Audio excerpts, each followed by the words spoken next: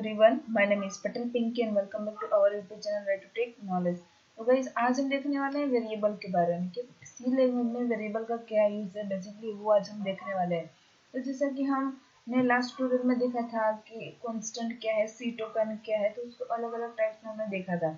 ठीक है, तो अब ये वेरिएबल क्या है, तो कंप्यूटर मेमोरी में हजारों लाखों सेल्स मतलब कि लोकेशन होती है जहाँ पर आपका अलग अलग टाइप का डेटा स्टोर रहता है।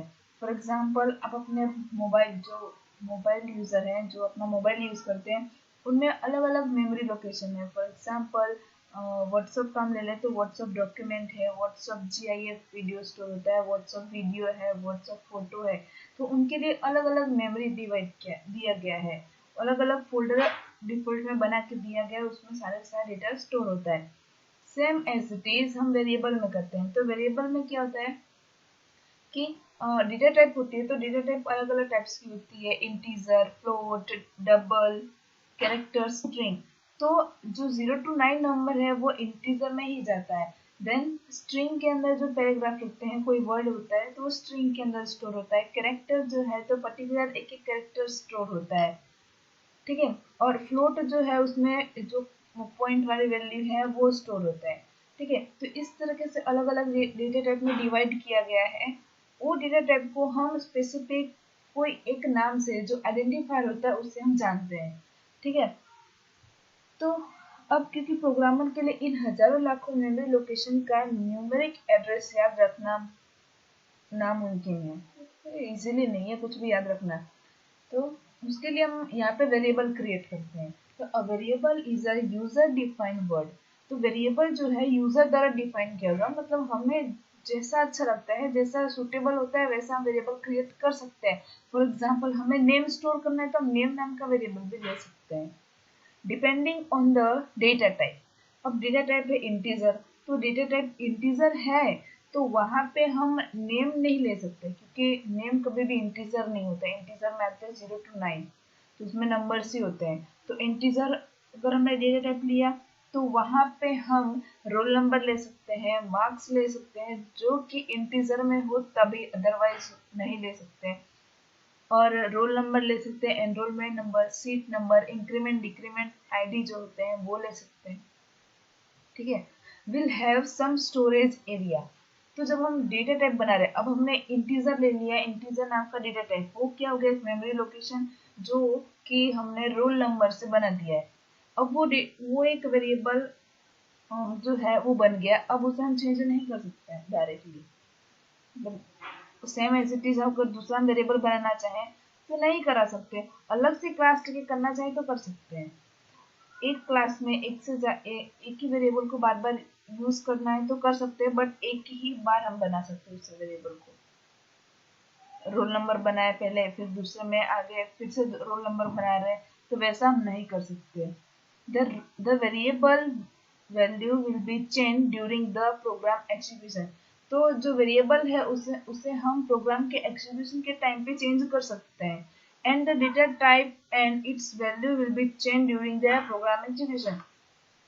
और उसमें जो वैल्यू स्टोर कर रहे हैं, फॉर एग्जांपल हमने सम वाला कैलकुलेटर एक बना रहे हैं, तो वहां पे हमने लिखा है sum1 sum2, इस टाइप का वेरिएबल बना है।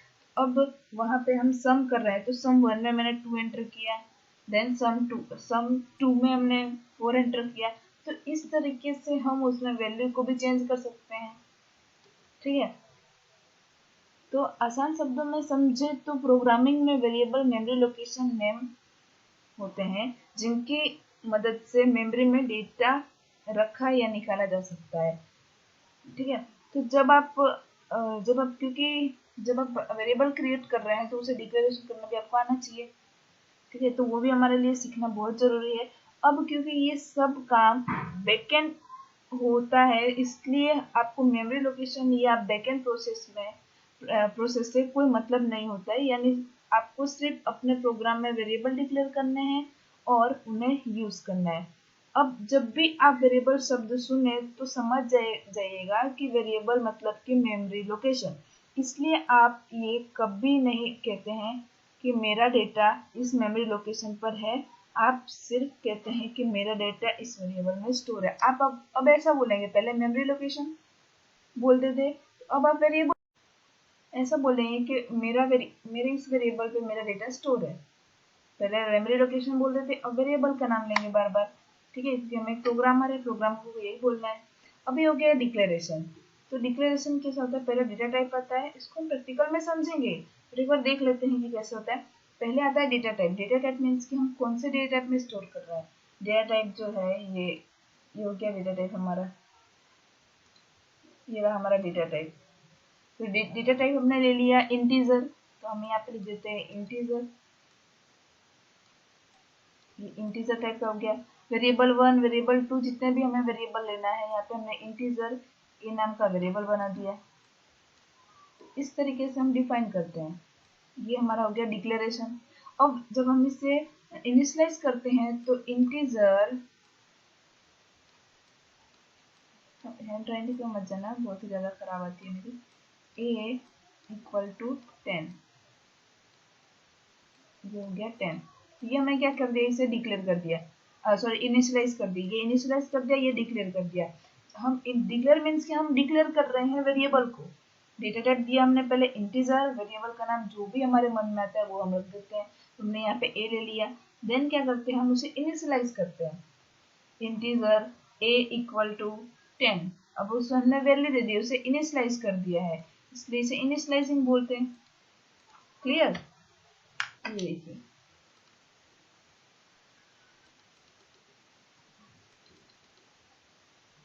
तो यहाँ पे हम देख लेते हैं कि इंटीजर ए, फ्लोट ए, इस तरीके से हम इसे एग्जांपल में दे सकते हैं। अब कुछ रूल्स है वेरिएबल बनाने के, जो हमें जानना बहुत ही ज़्यादा इम्पोर्टेंस है। First, a variable is a combination of letter and digit. तो जब भी हम कोई वेरिएबल क्रिएट करते हैं तो वो हम लेटर और डिजिट को कॉम्बिनेशन में बना सकते हैं। फॉर एग्जाम्पल, आप अपने इंस्टाग्राम की यूजर आईडी बनाते हैं, उसी तरीके से वेरिएबल भी बना सकते हैं। ठीक है। सेकंड है, the length of the variable is no more than 31 character. However the length is normally more than 8 character. अब वेरिएबल बना रहे हैं तो वेरिएबल हम किस लिए बनाते हैं, आइडेंटिफायर के लिए। ठीक है, हमें आइडेंटिफाई हो जाए इजीली, इसलिए हम वेरिएबल क्रिएट करते हैं। अब हम 31 कैरेक्टर से ज्यादा का बनाएंगे तो वो पूरी एक लाइन हो जाएगी, तो उस नाम से समझना या फिर जानना बहुत ही ज्यादा मुश्किल हो सकता है। तो इसलिए हम क्या, ज्यादा से ज्यादा 8 कैरेक्टर का हो जाएगा, 10 होगा, 12 होगा, उससे ज्यादा हम वेरिएबल क्रिएट नहीं कर सकते हैं। 31 से ज्यादा नहीं ले सकते। यहाँ पे इसने हमें क्या दिया कि 31 कैरेक्टर के अंदर ही होना चाहिए, अदरवाइज नहीं। ठीक है, a variable should not be a reserve word. यहाँ पे ये रिजर्व वर्ड नहीं है। रिजर्व वर्ड क्या है, इंटीजर है, फ्लोट है, डबल है, स्ट्रक्चर है, एरे है, तो जिसे हम चेंज नहीं कर सकते। और जो कंपाइलर है उसको वो पता है कि ये जो डेटा टाइप है, ये जो कीवर्ड है किसके लिए यूज होता है। अब इंटीजर है तो इंटीजर का क्या यूज है, ठीक है, तो ये कंपाइलर को पता है, तो उसको हमें बताने की जरूरत नहीं होती है। तो ये जो वेरिएबल हम क्रिएट करते हैं वो यूजर डिफाइन फंक्शन है, तो हम लोग उसे डिफाइन करते हैं। तो ये रिजर्व वर्ड नहीं है, हम चेंज कर सकते हैं एग्जीक्यूशन के टाइम भी, और उसमें जो वैल्यू स्टोर करे उसे भी हम चेंज कर सकते हैं। Special symbol expect the underscore are not allowed.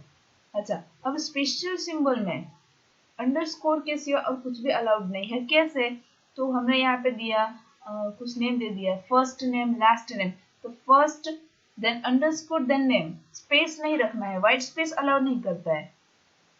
The first character in a variable must be an alphabet. और यहाँ पे ये भी हमें ध्यान रखने वाली बात है कि हम यहाँ पे पहले डिजिट यूज नहीं कर सकते, मतलब कि 246 देन नेम, इस तरीके का नाम हम नहीं रख सकते। नेम 246 अगर आपको रखना है तो वो आप रख सकते हैं। ठीक है, तो इन बातों का आपको ध्यान रखना है। देन नो कोमास और blank space are allowed within a variable. तो यहाँ पे नहीं कोमा अलाउड है, कि नहीं ब्लैंक स्पेस अलाउड है। ठीक है, ब्लैंक स्पेस हमें नहीं रखना। मैंने अभी आपको बोला कि वहां पे हम अंडरस्कोर कर सकते हैं, तो ब्लैंक स्पेस अलाउड वहां पे नहीं है। ठीक है, तो अब इसे चलिए प्रैक्टिकली समझते हैं एक बार। तो हम इसे एक बार प्रैक्टिकली समझ लेते हैं कि वेरिएबल एक्चुअली हम उसे क्रिएट कैसे करते हैं। ठीक है, तो सबसे पहले हमें क्या करना है, डिक्लेयर करना है वैल्यू को। तो डिक्लेरेशन अब हम कैसे करेंगे ये देख लेते हैं। तो कोई भी वेरिएबल जब हम लेते हैं तो फर्स्ट आता है यहाँ पे data type, then variable name, then semicolon. Semicolon यहाँ पे मोस्ट इंपोर्टेंट है, क्योंकि सेमीकोलन अगर आप नहीं लगा रहे हैं तो यहाँ पे वो एरर भी दे सकता है। ठीक है, ये था हमारा जो है ये एक सिंटेक्स है, इसे हम नाम दे देते हैं डिक्लेरेशन। ये हो गया डिक्लेरेशन ऑफ वेरिएबल। ठीक है, तो इस तरीके से हम डिक्लेयर करते हैं वेरिएबल को, डेटा टाइप देते हैं, देन वेरिएबल नेम। अब इनिशियलाइज कैसे करते हैं, तो पहले वेरिएबल देख लेते हैं कि डेटा टाइप में कैसे डिक्लेयर करते हैं। तो ये था ये जो है वो syntax of declaration of variable.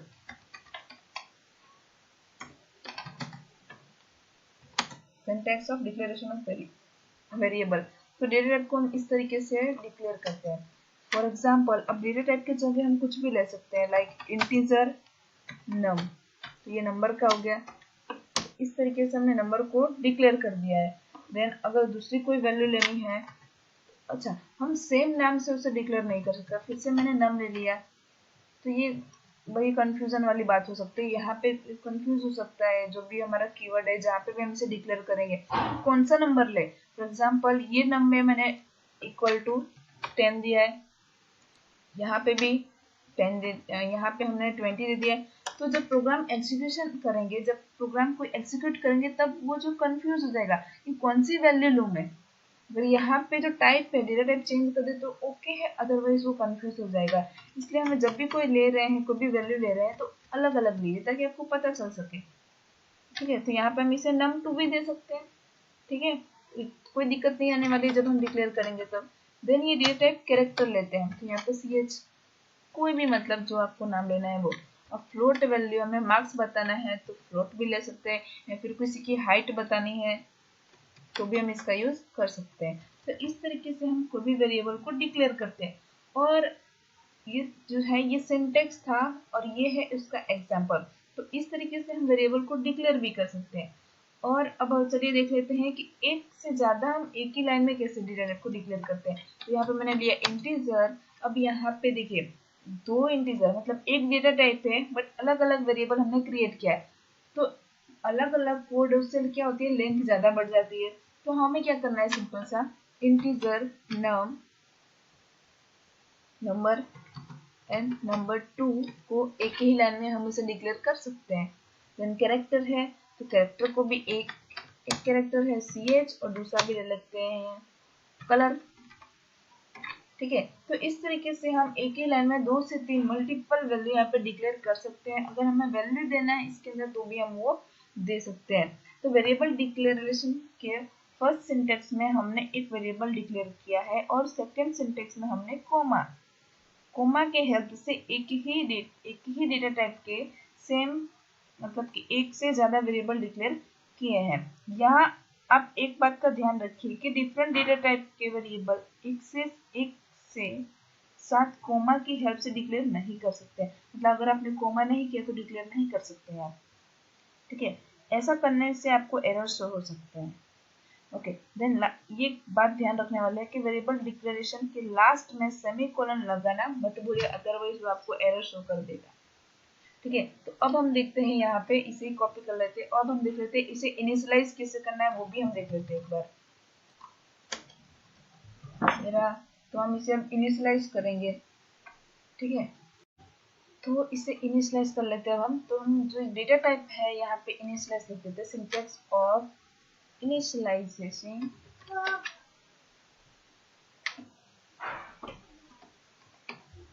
इसे हम इनिशियलाइज कर देते हैं, इनिशियलाइजेशन ऑफ वेरिएबल। तो यहाँ पे हमने डेटा टाइप दे दिया, यहाँ पे variable name, then equal to, then यहाँ पे वैल्यू दे देंगे हम, वैल्यू या फिर एक्सप्रेशन बोले तो एक्सप्रेशन भी कह सकते हैं हम इसे।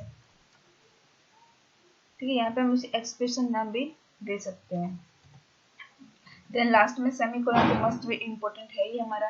ओके, अब इसे डिक्लेयर कैसे, इसे इनिशियलाइज कैसे करना है, तो जो हमने यहाँ पे यूज किया उसी को हम ले सकते हैं वापस यूज करने में, जो हमने डिक्लेयर किया उसे। देखिए इंटीजर नम, पहले नंबर ही लिया था ना, वहां पे हम is equal to is equal to के बाद हमें जो भी नंबर देना है वो हम दे सकते हैं। नम में इक्वल टू 10 ये दे दिया। देन दिया था कैरेक्टर, ठीक है, तो कैरेक्टर जो है उसमें सी एच दे दिया, सी एच या फिर कुछ भी दे सकते हैं, C H is equal to उसमें कुछ भी नाम लिख देते हैं हम, या फिर कोई भी कैरेक्टर दे देते हैं बाय सिंगल कोट के अंदर, ए बी सी डी जो देना है वो हम उसे इनिशियलाइज कर सकते हैं। देन है फ्लोट वैल्यू, फ्लोट को हम इनिशियलाइज कर सकते हैं। फ्लोट में क्या किया था, हाइट लिया था हमने,